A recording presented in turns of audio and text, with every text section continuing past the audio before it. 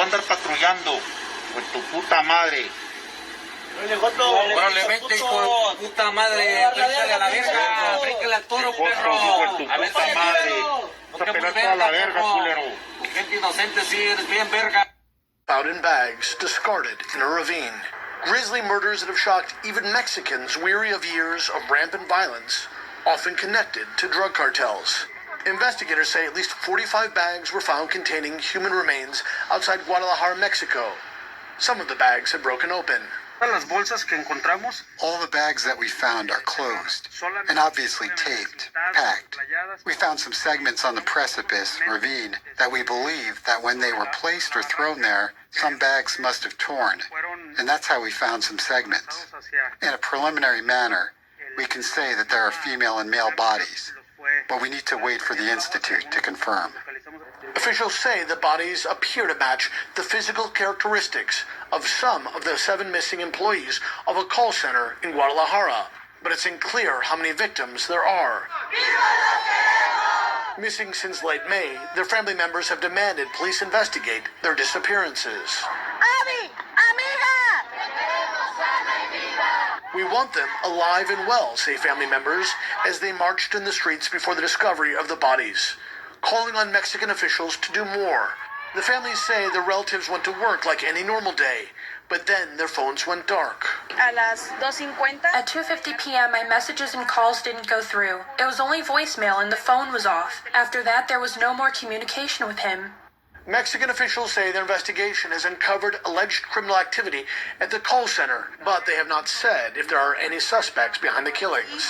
Los primeros indicios sí. The first indicators are it involves people carrying out some kind of real estate fraud and some kind of telephone extortions.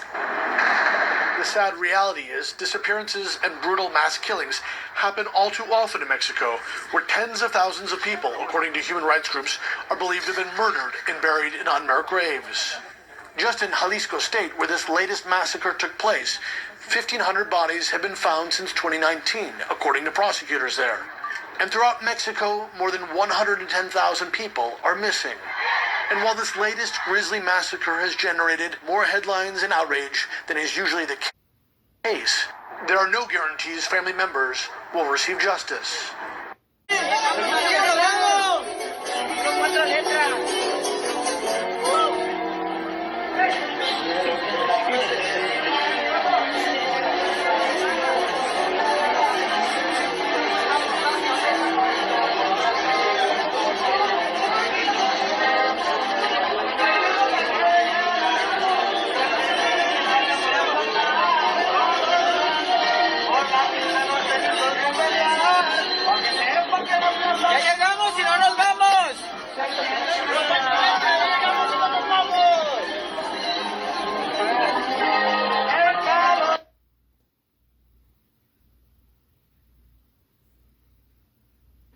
Una de las más peligrosas de Esmeraldas, se conoce como la entrada al barrio La Huacharaca.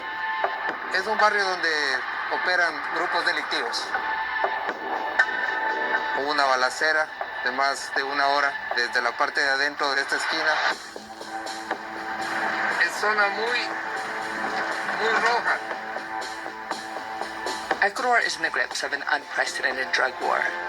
Violence and murder between rival gangs has become so out of control that the government has declared multiple states of emergency, and the military is now enforcing a 9 p.m. curfew in the worst-hit cities.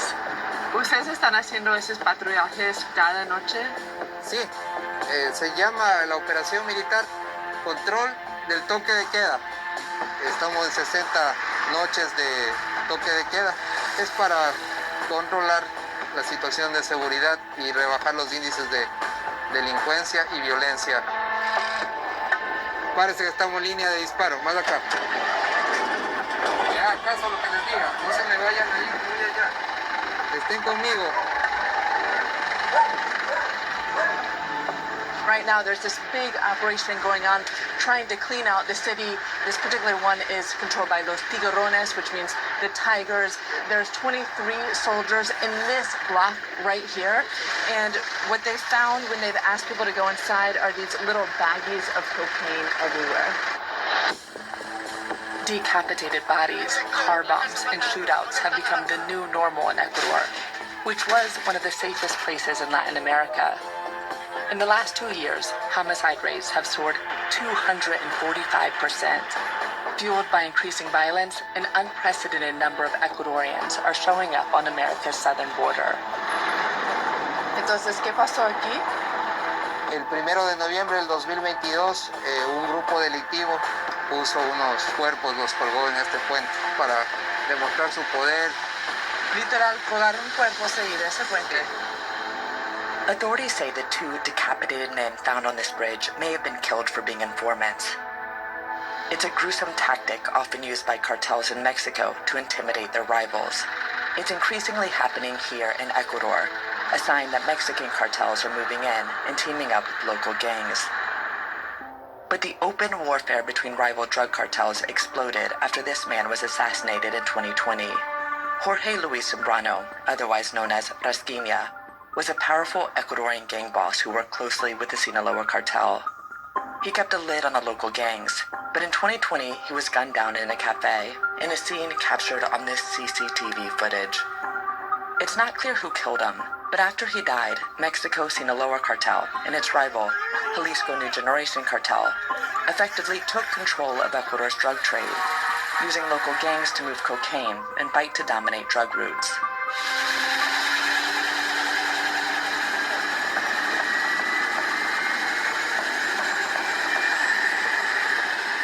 The man responsible for stopping these gangs is General Alexander Leboyer. He took us to the front lines of his battle, Ecuador's northern border with Colombia, where much of the world's cocaine is produced.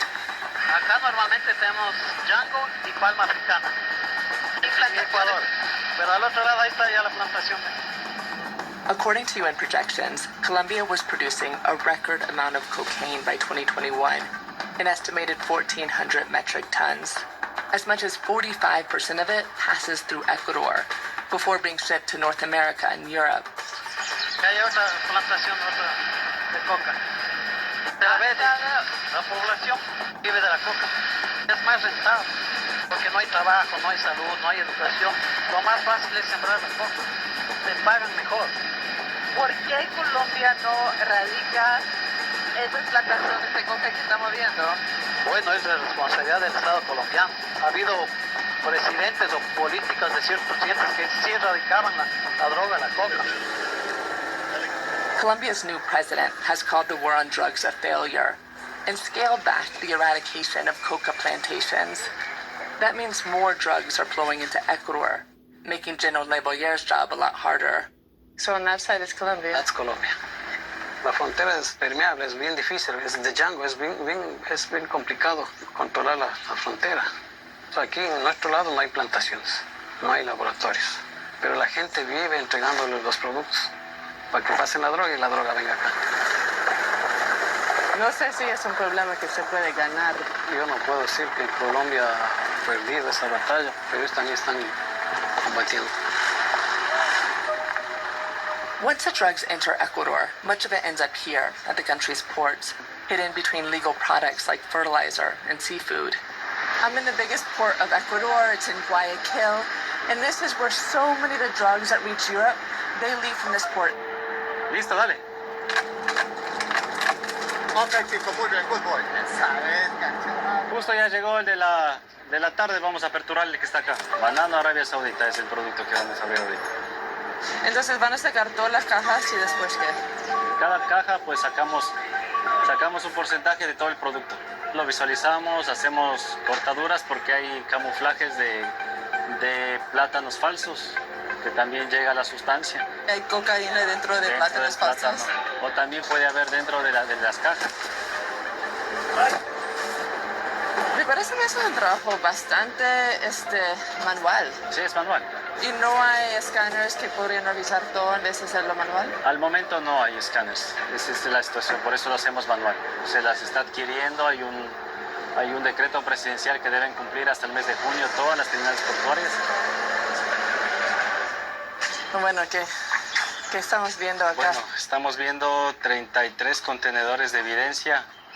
Son contenedores que se encontraron con sustancias catalogadas sujetas a fiscalización. Solo para aclarar, cada uno de esos contenedores acá tiene cocaína. Está lleno de cocaína, sí. Oh my God.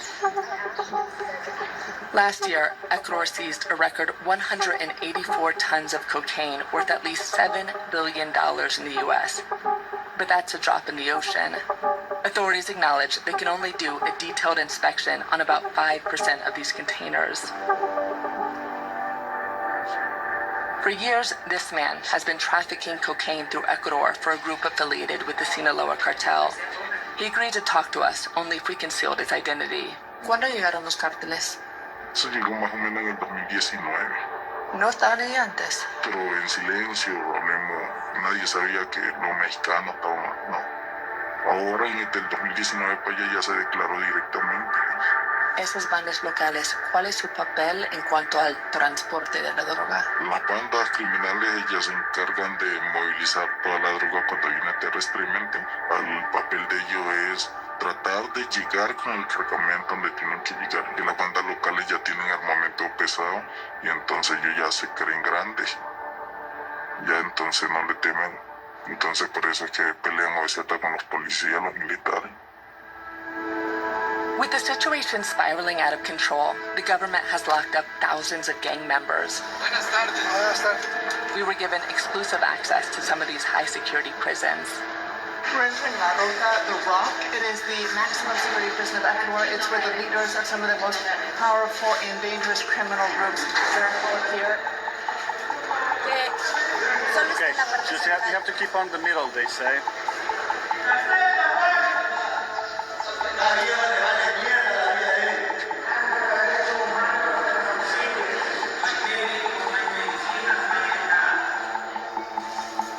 Gang members are now running their drug operations from behind prison walls and also continuing their war against each other. More than 400 incarcerated people have died in gang-related massacres since 2021, including in this wing of the Litoral. It's Ecuador's largest prison and located next to La Roca. Tú puedes ver aquí orificios, hay en diferentes partes de la infraestructura y orificios donde en su momento los privados de libertad guardaban algún tipo de arma blanca o arma de fuego. Pero, ¿quién trajo las armas? Se hacía ingresos hasta por drones. ¿Por drones? En su momento. Entonces, ¿Drones trajeron las armas? Sí, drones, o si no, lógicamente había gente que estaba cooptada y que tal vez podía ingresar. Y como en su momento no funcionaban los escáneres o no teníamos escáneres, es fácil ocultarlos y poder ingresar. Entonces, hoy ya estamos trabajando en eso.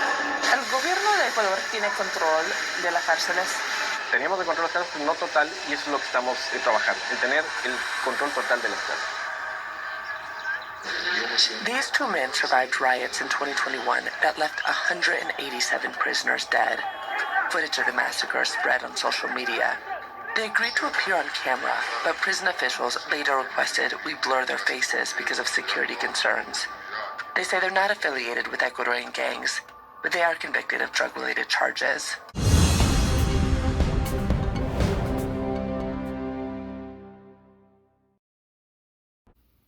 War in Mexico, country, controlled by cartels, part 4. I mean, cartels gonna continue to dominate their home country and United States. I mean, war on drugs is pretty much like a joke. The cartel members, they getting smarter. You know, they got billions of dollars. They got drones. They got helicopters, planes, submarines, remote control cars, you know, armored trucks, all that. You know, and it's too much money involved in the drug trade for the supplier to go out. It's just like anywhere else, at any other job, any company.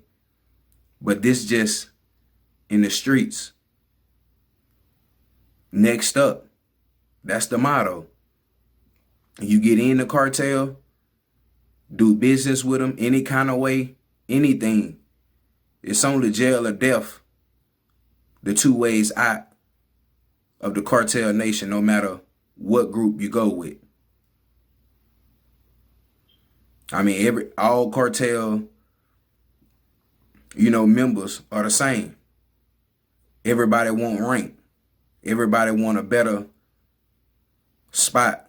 They want a better command post. And they don't mind killing people in broad daylight. That shows respect. That's how they get respect. And at the end of the day, once the top dog go down, it's somebody already that was waiting for him to go down that's finna step up. And it's gonna keep going. As they keep saying they fighting war on drugs, the cartel members getting stronger. They getting more elusive. They getting more money. They revenue constantly going up by the billions, hundreds of millions of dollars a month. Like, you can't compete with that. And then it's a poor country, and them prices to live a good life, people die for. That's why you got thousands of immigrants in prison for trafficking, trying to make a better life for their family. And they all crossed the border. They ain't just in Mexico. They done came over in the United States. They been doing their thing. But they riding down Houston highways all through Texas like it's Mexico. Big AK-47s, big machine guns, riding on a regular interstate. Tinted windows. They ready to go to war. They ain't scared to jump out and shoot at helicopters, United States helicopters or military helicopters. They don't care nothing about that. It's survival of the fittest with the Mexicans, cartels. They already done lived the grimy life. That's why I say the war on drugs is a joke. You would never stop the war on drugs from Colombia all the way through South America. And the cartels, all they want is to have a better position.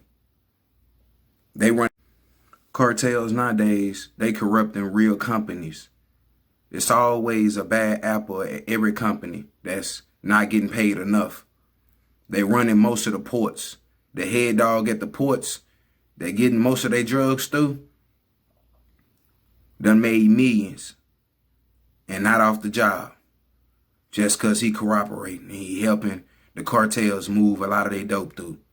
And also they put a $7,000 hit on a K9 dog. So they don't care. They reckless with it. They putting it inside bananas. They being too creative. It's crazy. So how you gonna stop that? War on drugs will never end because they so corrupt. Politicians is so corrupt in Mexico. First, they got to get on board with the United States. If they don't get on board and always helping the cartels, it's a wrap. And now they finna start corrupting hospitals. They'll buy large lump sums of fentanyl so they can put the right ingredients inside the pills so they can make them on their own.